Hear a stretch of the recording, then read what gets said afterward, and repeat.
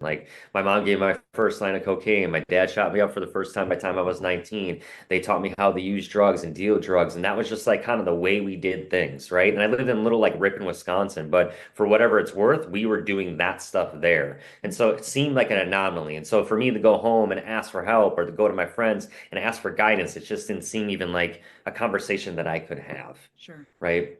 Hmm. And so when I struggled and then I came out this other side and step into help, I think about my son Gavin a lot, especially lately.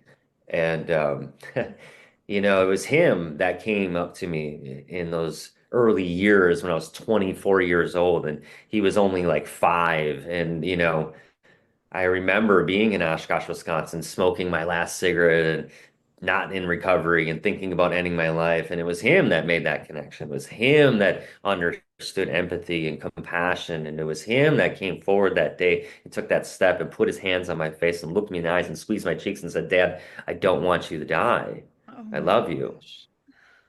And if a 5-year-old little baby boy can do that, think of what we can do as adults. And in that moment, I was reminded of everything I never wanted to be, never wanted to become. I was becoming everything that my dad was, and maybe even more so. And those are things that I said for sure I wouldn't do. Yeah. And yet I was not around. I was